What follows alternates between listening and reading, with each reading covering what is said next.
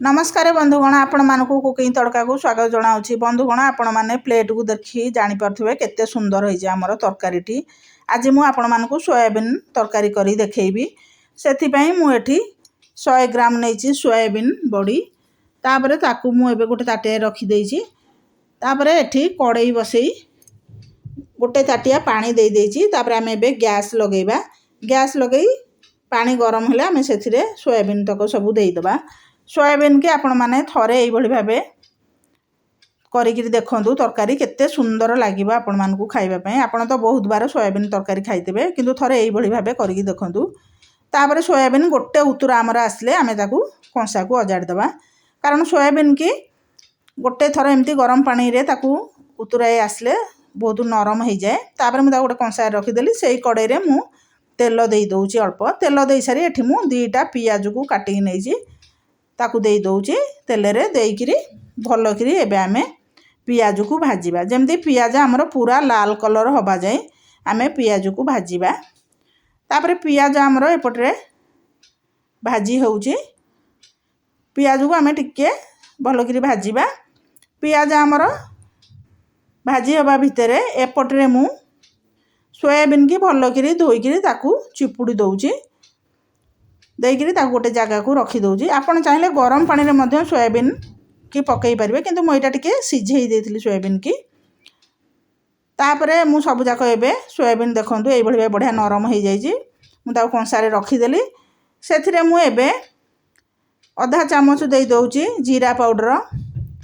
तापरे अल्प लंका पाउडर। तापरे धनिया पाउडर आधा चामच। तापरे टिके मरीच आधा चामच दे दउची। तापरे हल्दी गुंड दे दउची। दे सारिकिरी तापरे एबे मु सेथिरे दही दउची। देखंतु दही की मु भलकिरी फेंटी देइची। फेंटी सारिकिरी एबे मु सेथिरे दही दे दउची। देइकिरी तापरे आमे एबे सब भलकिरी मसला संगे दही सोयाबीन की गोलई देबा।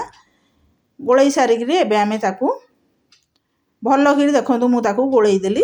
गोलई सारिकिरी एबे आमे ताकू घोड़ेइकिरी 10 मिनिट जाई ताकू रखिबा। तापरे एपटरे हमर देखंतु पियाज भलो भाबे भाजी हे गलानी लाल कलर हे आसलानी। तापरे एबे मु गैस बंद कर दउची। बंद करिकिरी गोटे प्लेट को पियाज को मु काढी दउची। पियाज हमर ठंडा हेले आमे ताकू ग्राइंडिंग करिबा। देखंतु पियाज को मु सब जाक एबे काढी देली। काढी सारिकिरी तापरे मसला पाई मु एठी ग्राइंडर गिना नैची। सेथिरे प्रथमे मु देई दउची 2टा सुखिला लंका। तापरे खंडे अदा आउ 6-7 पाखुड़ा रसुण। तापरे दे दउची मु सेथिरे काटिकी रखिदिबा गोटे बड़ साइज टमाटर। दे सारिकी तापरे एबे मु सेथिरे दालचीनी खंडे ताकू छोट छोट खंड कर देइची। आउ गोटे गुजुराती की ताकू ता मुह चिरी देइची ताकू मध्य दे दउची। देइकिरी अल्प पानी देइकिरी आमे सब जाक भलो किरी ताकू ग्राइंडिंग करिबा। देखंतु हमर भलो किरी टमाटर ग्राइंडिंग हे गला। आउ जो भाजी की रखिली पियाज ताकू मध्य ग्राइंडिंग कर देइची। मु एथरे दालचीनी आ गुजुराती की ग्राइंडिंग करची। बहुत बढ़िया बास्ना हबो। तापर पियाज को मध्य ग्राइंडिंग कर देली। आपण तो खंड मसला बहुत पकई तरकारी करथेबे किंतु थरे गुजुराती आ दालचीनी की बाटिकिरी करंतु देखिबे केते सुंदर लागिबो तरकारी। तापर एठी मु कड़ई बसई गरम अछि तेल सेथिरे मु 2टा आलू को दे दउची। देइकिरी भलकिरी एबे आमे आलू को भाजीबा। जेमती आलू हमर पूरा लाल कलर होबा जाए। देखंतु आलू हमर भलो भाबे भाजी हे गलानी। मु ताकू गोटे प्लेट को काढी दउची। आलू केते सुंदर भाबे हमर हे गलानी। मु गोटे प्लेट को काढी दउची। प्लेट को काढी सारिकिरी सेही कड़ई रे आउ टिके तेल दे देइची। एबे मु सेथिरे अल्प टिके जीरा आउ 2टा तेजपत्र दे दउची।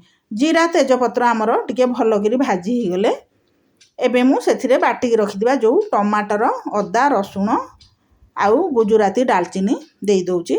एथरे आपण माने निश्चय गुजुराती दालचीनी बाटिकी तरकारीटा करिवे देखिबे बहुत बढ़िया टेस्ट लागिवो। तापर देइकिरी आमे भलकिरी एबे ताकू कसिबा। कसी सारिकिरी जेमते हमर पूरा भलो भाबे मसलाटा कसी हे जिवो सेही पर्यंत आमे ताकू कसिबा। देखंतु मसला हमर भलो भाबे कसी हे गलानी। मसला को जेते कसिबे सेते बढ़िया लगे तरकारी।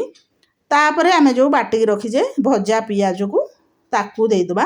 देइकिरी भलकिरी एबे आमे मसला को सब कषा बंधुगण जदि आपण मानक आज सोयाबीन तरकारी रेसिपी भल लगे तो आपण मैंने घरे निश्चय तैयारी करेंगे खाइबे आपण मतामत जनइबे आउ मो चैनल को सब्सक्राइब करेंगे तापर आलू को देदेली दे सारिकी से सोयाबीन दही जो गोलेजे ताकू एबे दबा गैस आपण पूरा स्लो करेंगे कारण यहाँ दहीटा आम पकईजे तो काले फाटीज से गैस पूरा स्लो करी आपण पूरा मसला सांगे आलू सांगे सोयाबीन एमती मिसई सारा पर गैस तेजिबे आपण पूरा गैस को स्लो करी आकु भल करी कषिबे देखु मु गैस पूरा स्लो कर देछि एबे टिके तेजी जाउछि तापरे एबे आमे भल करी ताकु कषिबा आपण थरे एई भली भाबे दही देइकरी करंतु सोयाबीन देखिबे केते बढ़िया लागिवो खाइबा में खट्टा दही बिल्कुल नेबे नै आपण पूरा ताजा दही नेबे तापरे एबे मु सेथिरे गोटे चामच देई दउछि गरम मसला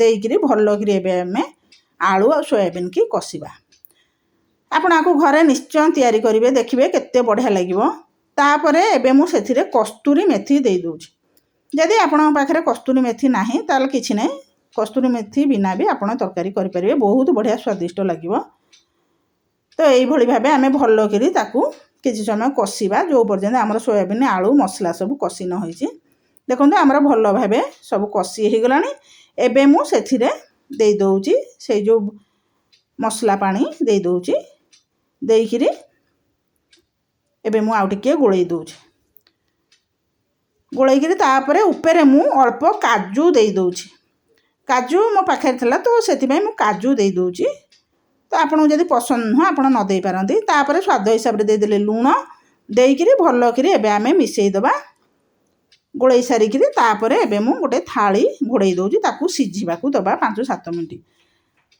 बंधुगण आपण घरे निश्चय तैयारी करेंगे खाइबे आपण मतामत जनइबे आउ एई भली नुआ नुआ वीडियो देखिबा मो चैनल को सब्सक्राइब करंतु आ पाखरे थिबा छोट घंटी को बजाई दियंतु आ जो बंधु माने एपर्यंत मो चैनल को सब्सक्राइब करनांती तो प्लीज मो चैनल को सब्सक्राइब करंतु